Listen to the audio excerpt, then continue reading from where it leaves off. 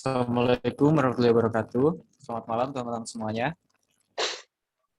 Oke, kami dari kelompok 4 yang beranggotakan Budi Fajar Krisna Ananda, Juniardo Amse, Puji Prananda, dan Rian Febrianto. Kami di sini akan menjelaskan tentang 3 hal ya. Yang pertama itu hal pertama tentang pelatihan dan pengembangan karyawan.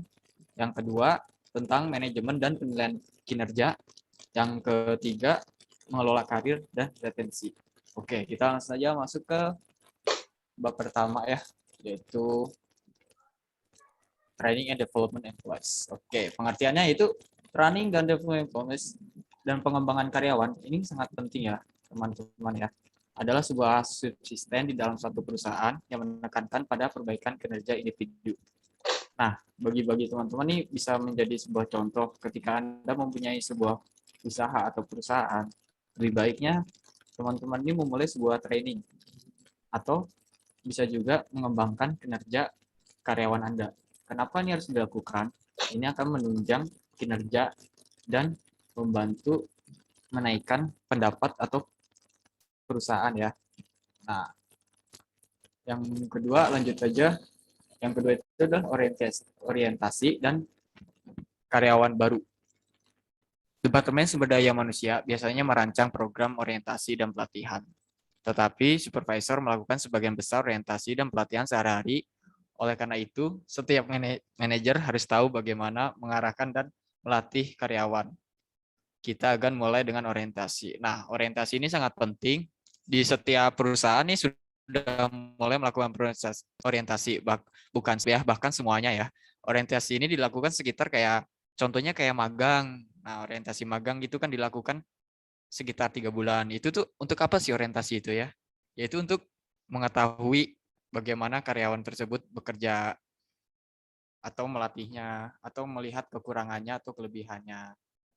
Nah, kemudian selanjutnya tujuan orientasi atau onboarding orientasi. Yaitu yang pertama itu membuat karyawan baru merasa diterima dan betah dan menjadi bagian dari tim. Yang kedua itu pastikan karyawan baru memiliki informasi dasar untuk berfungsi secara efektif seperti akses email, kebijakan, dan tunjangan personal, serta ekspektasi perilaku kerja.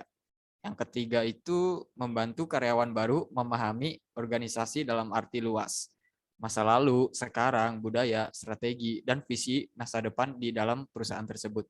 Yang keempat itu mulailah mensosialisasikan orang tersebut ke dalam budaya perusahaan dan cara melakukan sesuatu. Misalnya kayak program warisan atau budaya di dalam perusahaan tersebut, menekankan nilai-nilai Mayo klinis sebagai kerja tim, integritas, layanan pelanggan, dan saling menghormati.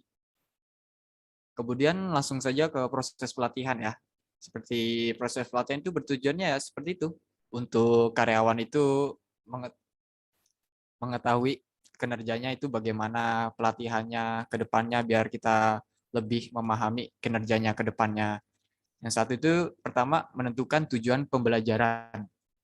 Pelatihan itu pertama kenapa menentukan tujuan pembelajaran ya karena kita setiap kita masuk perusahaan pasti kita akan dikasih sebuah jabatan. Nah, proses pelatihan tersebut kenapa dilakukan ya agar kita bisa tahu bagaimana bertanggung jawab dalam jabatan tersebut ya guys ya. Yang kedua itu menganalisis kebutuhan. Di setiap perusahaan terkadang membutuhkan jabatan atau tanggung jawab baru ya. Misalnya kayak sebuah perusahaan A membutuhkan sebuah supervisor. Nah, contoh supervisor ini dianalisis kebutuhannya, nah, baru dilakukan adalah pelatihan. Itu menganalisis kebutuhannya, sektor apa aja yang di dalam perusahaan tersebut yang dibutuhkan. Yang ketiga itu analisis kinerja karyawan ya guys ya. Analisis kinerja karyawan itu agar kita tahu kelemahannya, kelebihannya karyawan itu tersebut seperti apa. Nah, jika kita sudah mengetahui kelemahannya, mungkin kita bisa melakukan proses pelatihan. Yang keempat itu menciptakan lingkungan belajar motivasi. Ini sangat penting ya guys ya untuk dilakukan di setiap perusahaan ya. Karena motivasi itu sangat diperlukan di setiap orang ya, agar kita itu menunjang kinerja kita. Jadi kita semangat gitu ya, pantang menyerah gitu. Walaupun kita lembur, tetap semangat, kita bantai sampai pagi ya guys ya. Yang kelima itu memperkuat pembelajaran. walaupun kita sudah memahami, contoh ya, walaupun kita sudah memahami di kerjaan contoh supervisor lah. Nah, kita sudah paham. Nah, tapi kita tetap melakukan sebuah proses pelatihan. Kenapa itu dilakukan, guys ya? Karena itu supaya kita memperkuat pembelajaran agar kita lebih memahami tentang supervisor tersebut, tanggung jawabnya, terus hal-hal yang diperlukan untuk dilakukan dan kewajibannya. Nah, itulah pentingnya. Kemudian yang keenam itu memastikan ya, pastikan transfer pelatihan atau pembelajaran ke pekerjaan. Yaitu yang paling penting itu setelah kita melakukan pelatihan, nah kita harus siap nih guys nih untuk di dalam pekerjaan itu kita terapin apa saja yang sudah kita lakukan di pelatihan. Nah, ada 3 hal nih. Sebelum pelatihan, dapatkan masukan peserta pelatihan dan supervisor dalam merancang program, melembagakan kebijakan kehadiran pelatihan, dan mendorong karyawan untuk berpartisipasi. Yang kedua, selama pelatihan, berikan peserta pelatihan pengalaman dan kondisi lingkungan peralatan yang menyerupai lingkungan kerja yang sebenarnya. Nah, itu selama pelatihan diwajibkan itu setiap perusahaan memberikan sebuah pelatihan yang sesuai dengan pekerjaannya nanti di dalam perusahaan tersebut. Nah, seperti itu. Yang ketiga itu setelah pelatihan, perkuat apa yang dipelajari peserta pelatihan, misalnya berikan penghargaan kepada karyawan karena menggunakan keterampilan baru. Nah, ini sangat penting ya, supaya karyawan itu termotivasi ketika dia melakukan pelatihan dan menjadi sebuah karyawan terbaik. Tentunya wajib bagi para perusahaan itu memberikan sebuah penghargaan agar setiap orang menjadi motivasi ya. Oke, selanjutnya yang proses pelatihan 5 langkah EDI. A, D, D, I, E. Oke. Jadi ini ada 5 langkah ya guys ya. Pengusaha harus menggunakan proses pelatihan yang rasional, standar emas. Di sini masih merupakan model proses pelatihan basic, analisis, design, develop, implement, apply, atau disingkat jadi ADDIE, yang telah digunakan para ahli pelatihan selama bertahun-tahun. Jadi ini pelatihannya sudah digunakan ya dari setiap perusahaan, mungkin sudah melakukan pelatihan ADDIE ini bertahun-tahun ya. Sebagai contoh, salah satu vendor pelatihan menjelaskan proses pelatihan sebagai berikut. Menganalisis kebutuhan. Sebelum melakukan pelatihan, tetap harus menganalisis kebutuhan perusahaan. Seperti tadi saya sudah bicarakan ya guys ya. Terus merancang program pelatihan secara keseluruhan. Dari awal step, hari pertama sampai hari terakhir pelatihan, ya terus merancang program apa saja yang diperlukan dalam pelatihan tersebut, dan apa saja yang dibutuhkan. Oke, yang ketiga, mengembangkan kursus sebenarnya, merakit atau membuat materi pelatihan. Yaitu mengembangkan ya, walaupun kita sudah paham tentang pelatihannya tersebut, tetap saja itu harus dikembangkan lagi, diberi arahan lagi, diberi pelatihan lagi, kursus gitu. Kemudian yang keempat, melaksanakan pelatihan. Dengan benar-benar melatih kelompok karyawan yang ditargetkan menggunakan metode seperti on the job atau pelatihan online.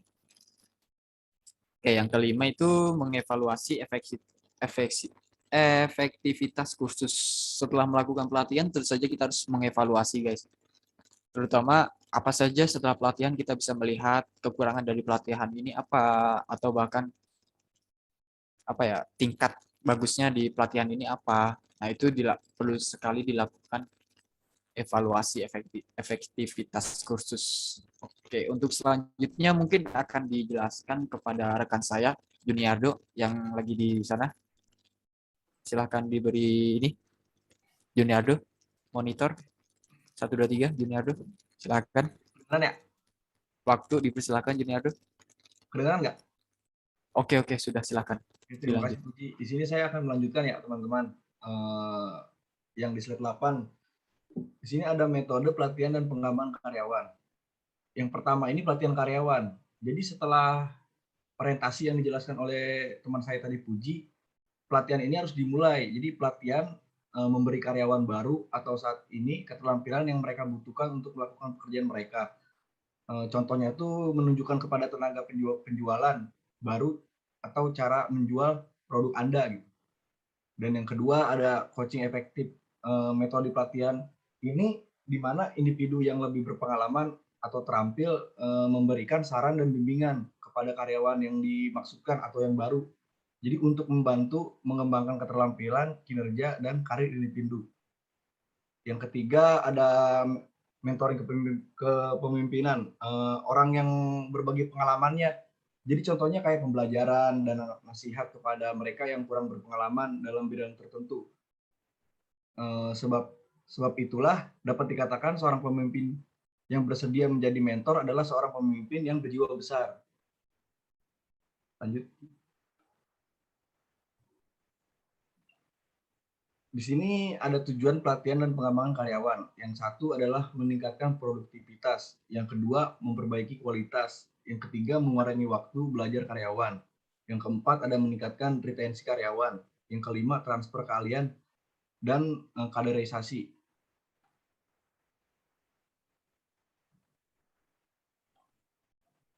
Dan di sini ada manfaat pelatihan dan pengembangan karyawan. Definisinya yaitu mengadakan program pelatihan dan pengembangan karyawan adalah terwujudnya sumber daya manusia yang mampu bekerja lebih efisien, kompetitif, dan keterlibatan yang lebih tinggi dengan tempat kerja. Yang pertama ini ada retensi karyawan yang positif. Jadi retensi karyawan yang positif ini adalah suatu keharusan yang perlu dilakukan oleh perusahaan guna mempertahankan sumber daya manusia atau SDM yang terbaik yang dimiliki perusahaan tersebut.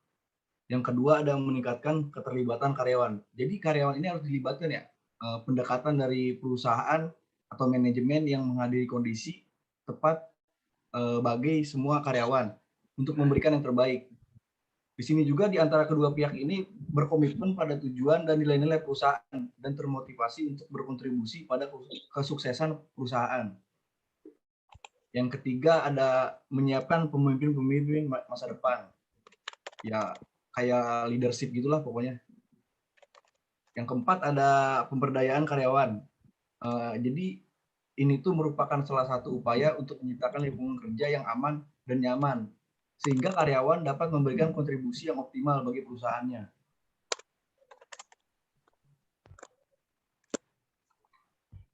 Di sini saya akan melanjutkan bab yang selanjutnya ya, performance management and appraisal. Dasar-dasar penilaian kinerja. Di sini ada definisinya. Performance appraisal atau penilaian kinerja adalah kegiatan menilai dan mengevaluasi pencapaian, kemampuan, dan melihat pertumbuhan dari karyawan. Kegiatan yang satu ini sangat perlu dilakukan oleh setiap perusahaan agar bisa mengevaluasi kinerja dan meningkatkan produktivitas dari si karyawan tersebut.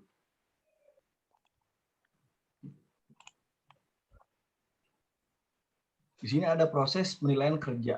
Jadi ada 3 langkah ya proses penilaian kerja, yaitu 1 tahap planning atau perencanaan. Jadi tahap planning ini penyusunan sasaran kinerja atau setting ke terarah ya.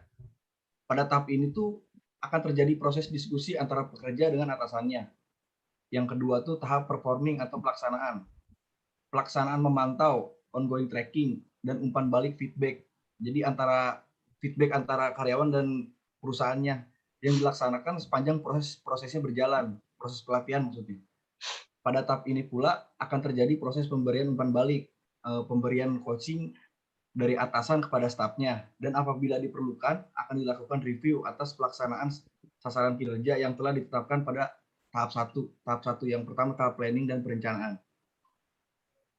Yang ketiga ada tahap reviewing atau penilaian. Tahap ini tuh reviewing progress ya, yang dilaksanakan pada sepanjang proses pelatihan ini. Jadi pada tahap ini tuh akan terjadi diskusi dan review dari keseluruhan pelaksanaan kinerja.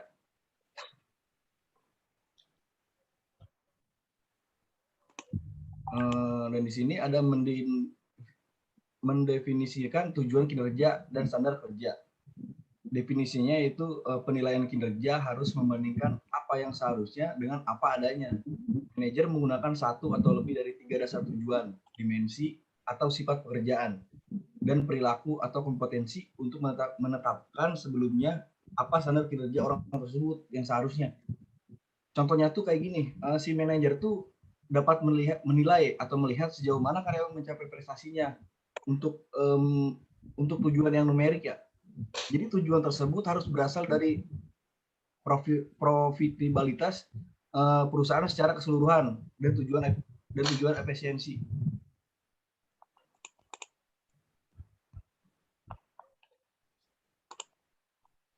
sini ada manajemen by objektif. Jadi istilah manajemen by objektif ini atau yang disingkat MBO biasanya mengacu pada penetapan tujuan dan program penilaian multilangkah di seluruh perusahaan. MBO ini mengharuskan manajer untuk mengatur spesifik terukur tujuan organisasi yang relevan dan dengan setiap karyawannya. Dan kemudian secara berkala mendiskusikan kemajuan yang terakhir menuju tujuan ini. Oke, dari saya hanya segitu. Silakan dilanjutkan oleh Rian Febianto. Oke, saya akan lanjutkan. Di sini ada manajemen bakat yang disesuaikan.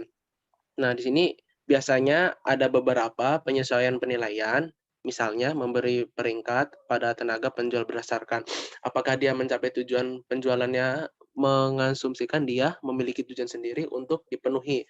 Saat ini, beberapa pemberi kerja menyesuaikan penilaian mereka dengan cara lain. Next. Nah, definisi manajemen kinerja. Manajemen kinerja adalah suatu upaya komunikasi yang dilakukan secara kontinu dan terjadi antara karyawan dan atasannya serta dilakukan demi mencapai tujuan utama. Dalam perusahaan, manajemen kinerja yang efektif merupakan hal yang sangat dibutuhkan oleh perusahaan. Next. Next. Nah, di sini ada proses mengidentifikasi manajemen kinerja. Yang pertama itu adalah berbagai arah tujuan. Yang kedua, penyelarasan tujuan. Yang ketiga, pemantauan kinerja. Yang keempat, umpan balik. Dan yang kelima, dukungan dan pembinaan. Dan yang keenam, pengakuan dan penghargaan. Oke, next.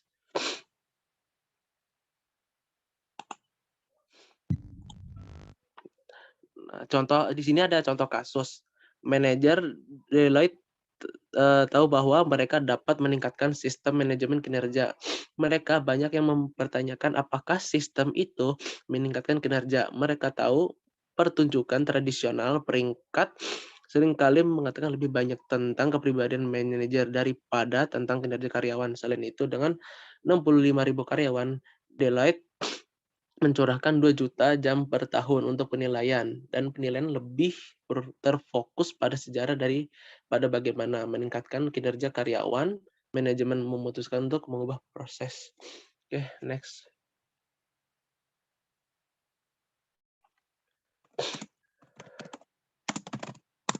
Di sini ada tujuan baru. Tim yang menciptakan proses manajemen kinerja baru menciptakan 3 tujuan. Yang pertama, harus mengakui kinerja karyawan, terutama dalam hal bonus. Yang kedua, itu ada proses baru harus secara jelas mencerminkan kinerja karyawan.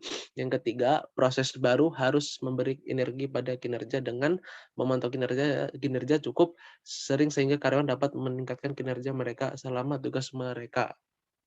Next. Managing Career dan Retention. Mengelola perputaran dan retensi karyawan. Perputaran atau kecepatan karyawan meninggalkan perusahaan. Bervariasi secara menyolok antar industri. Terus yang kedua itu, dalam mengurangi perputaran atau sukarela atau paksa, kita harus mengidentifikasi penyebabnya dan kemudian menanganinya. Mbak, Terima next. kasih, Saudara Rian. Ya. Mungkin akan dilanjutkan dengan saya. Strategi retensi untuk mengurangi perputaran sukarela. Yang dimana kita tahu perputaran sukarela atau paksa kemungkinan berawal dari keputusan seleksi yang buruk, pelatihan yang tidak memadai, penilaian yang tidak sensitif, dan bayaran yang tak layak. Dalam merumuskan strategi retensi tanpa mempertimbangkan praktik SDM adalah sia-sia. Kemudian, di sini ada pendekatan komprehensif untuk mempertahankan karyawan. Seperti saudara yang bisa kita lihat, di sini ada beberapa macam caranya. Mungkin sedikit saya bisa tambahkan, seperti yang kita tahu kan, HRD merupakan salah satu divisi yang sangat sibuk. Selain dia mengelola gaji karyawan, perekrutan, dan juga mengembangkan sumber daya manusia yang ada di perusahaan, yang terpenting harus bisa membuat karyawan berkembang dan terus bekerja di perusahaan. Jika perputaran karyawan itu terlalu cepat, perusahaan harus terlalu sering melakukan orientasi kepada karyawan baru. Risikonya kepada perusahaan itu produktivitas perusahaan yang tidak tumbuh dan berkembang. Adapun beberapa cara yang akan saya sampaikan, yaitu yang pertama adalah menghargai peran karyawan. Karyawan yang sudah bertahun-tahun bekerja di perusahaan akan memiliki banyak pengalaman. Anda juga dapat menilai kan bagaimana rekam jejak pekerjaan yang menjadi tanggung jawab mereka selesai dengan hasil yang baik. Untuk karyawan-karyawan yang seperti itu, Anda dapat mempertimbangkan adanya kenaikan jabatan atau posisi bagi mereka gitu kan. Selain itu, untuk menahan karyawan kunci bagi perusahaan. Kenaikan jabatan juga dapat dijadikan sebagai penghargaan atas apa yang karyawan tersebut berikan kepada perusahaan. Kemudian ada tingkat kualitas lingkungan kerja. Maaf, belum. Lingkungan bekerja yang nyaman akan membuat karyawan tidak bosan berada di perusahaan atau di tempat mereka bekerja. Penyelesaian pekerjaan juga dapat menjadi lebih efektif dan efisien. Diusahakan bagi perusahaan lingkungannya hangat, terbuka, jujur, dan saling dekat satu sama lain. Kedekatan kalian juga bekerja sangat mempengaruhi komunikasi dan kerja tim yang baik. Salah satunya dengan cara mengadakan acara-acara di luar jam bekerja, baik secara resmi ataupun ya nongkrong gitu. Dan cara yang terakhir itu memperbaiki sistem perekrutan karyawan baru. Beberapa tips yang saya berikan tadi perlu juga mengkaji kembali untuk sistem perekrutan karyawan selama ini, terutama menyeleksi karyawan pada tahap wawancara. Pastikan bahwa calon karyawan yang sudah memenuhi kriteria perusahaan termasuk pekerjaan yang dimiliki. Dengan begitu, Anda dapat menemukan karyawan pengganti atau karyawan tambahan yang sesuai tanpa harus membutuhkan waktu lama untuk beradaptasi. Next. Kemudian mengelola keterlibatan karyawan. Keterlibatan dan kinerja karyawan. Apa sih itu kan penting karena baik perilaku karyawan termasuk perputaran maupun kinerja organisasi mencerminkan karyawan tersebut terlibat.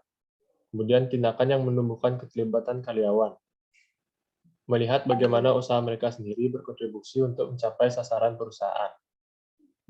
Kemudian ada manajemen karir. Next. Apa sih itu manajemen karir atau career management gitu.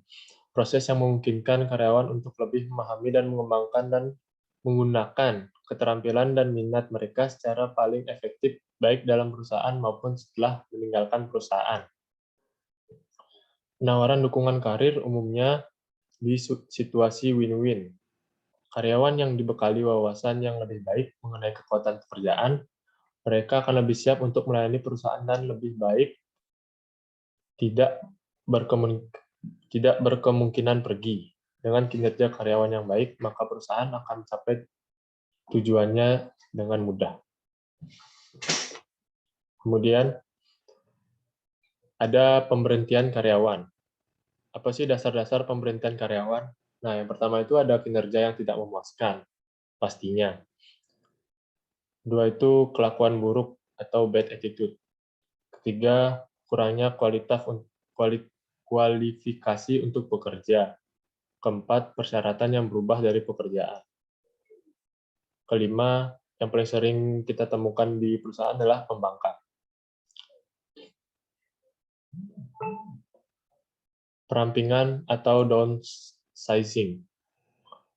Perampingan, yang artinya itu mengurangi secara drastis jumlah karyawan perusahaan untuk memangkas biaya dan meninggalkan produktivitas. Hal yang harus kita perhatikan dalam perampingan itu. Yang pertama itu memastikan orang yang tepat untuk dikeluarkan.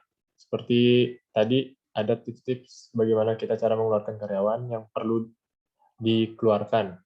Yang kedua itu pemenuhan semua hukum yang berlaku termasuk one. Yang ketiga itu mengeksekusi pemberhentian dengan cara yang adil dan merata. Jadi kita tidak semata-mata langsung memberhentikan karyawan tanpa ada sistemnya. Yang terakhir, kesimpulan dari next Ji. Kesimpulan dari karir manajemen. Mengolah perusahaan sukarela membutuhkan kita untuk mengidentifikasi penyebabnya dan kemudian menanganinya. Pendekatan kooperatif untuk mempertahankan karyawan haruslah dari berbagai segi dan meliputi seleksi yang lebih baik, program pelatihan dan pengembangan karir yang dipikirkan dengan baik, memberikan bantuan kepada karyawan untuk menjabarkan rencana karir ke depan, dan memberikan semua hal positif dalam kultur perusahaan yang sportif. Yaitu keterlibatan karyawan adalah sangat penting. Banyak hasil-hasil karyawan termasuk perputaran dan kinerja karyawan mencerminkan sejauh mana karyawan itu terlibat dalam perusahaan. Sekian presentasi dari kami. Silahkan, mungkin ada yang mau bertanya. Waktu dan tempat dipersilahkan. Soim mau bertanya dong. Ya, Assalamualaikum boleh. warahmatullahi wabarakatuh. Sebelumnya saya ingin menanyakan nih, apa sih tujuan-tujuan dari orientasi terhadap karyawan baru? Terima kasih. Terima kasih. Mungkin kita bisa tampung dulu. Mungkin ada mau lagi Saya bertanya? mau nanya, Ya, Rama. apa sih yang dimaksud dari performance appraisal atau penilaian kinerja?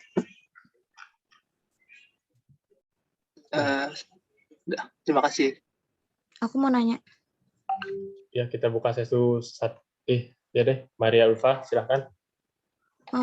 Tujuan baru dari kinerja itu ada apa aja sih? Tujuan baru dari kinerja. Ya. Ya. Terima kasih, Maria. Oke, satu pertanyaan lagi.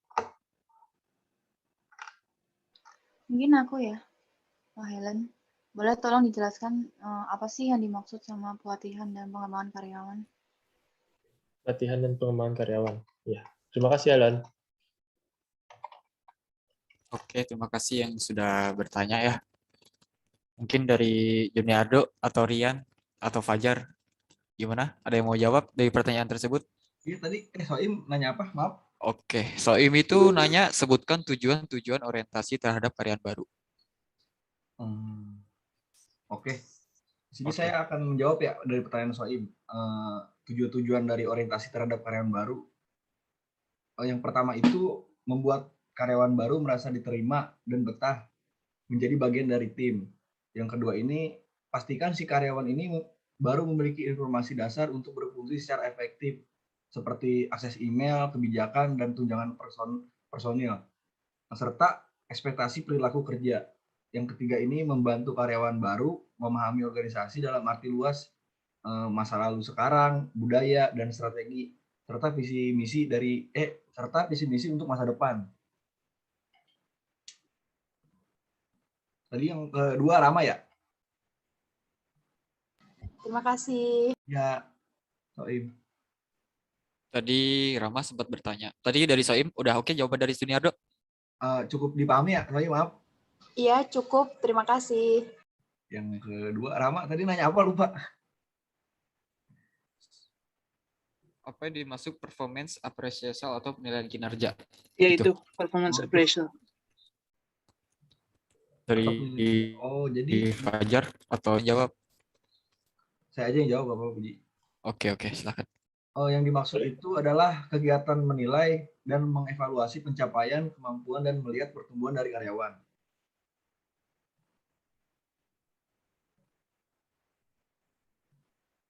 Gimana? Jadi yang dimaksud itu seperti kegiatan menilai dan mengevaluasi pencapaian, ada pencapaian, kemampuan, dan melihat pertumbuhan dari si karyawan tersebut.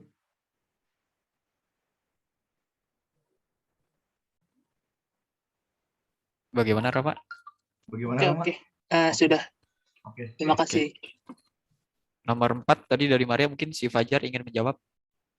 Silakan. Ya, mungkin yang pertama itu harus mengakui kinerja karyawan, terutama dalam hal bonus. Yang kedua itu proses baru harus secara jelas mencerminkan kinerja karyawan. Yang ketiga itu proses baru harus memberi energi pada kinerja dengan memantau kinerja cukup sering sehingga karyawan dapat meningkatkan kinerja mereka selama tugas mereka. Bagaimana untuk Helen? Maria, Jar. Nomor 4 Maria. Oh, Helen. Gimana Maria? Udah jawab. Oke, mungkin Gimana? untuk Udah? nomor 1 dari pertanyaan dari Helen. Untuk Helen, biar saya jawab ya. Untuk Maria udah jelas? Sudah, Kak. Oke, nomor 1 tadi apa pengertian dari pelatihan dan pengembangan karyawan? Itu pertanyaan dari Helen. Yaitu jawabannya adalah, yaitu sebuah subsisten di dalam suatu perusahaan yang menekankan pada perbaikan kinerja individu. Jadi setiap pelatihan itu untuk mengembangkan individu, supaya individu tersebut bekerja dengan baik. Oke, mungkin itu sih dari sesi tanya jawab kita ya. Sudah menjawab semuanya, semoga jawaban dari kelompok kita terjawab dengan baik dan bisa diambil kesimpulannya. Oke, terima kasih dari kelompok kami. Sekian, dan mohon maaf bila ada kesalahan kata atau waktu yang berlebihan. Wassalamualaikum warahmatullahi wabarakatuh. Pamit undur diri, kelompok 4. Waalaikumsalam.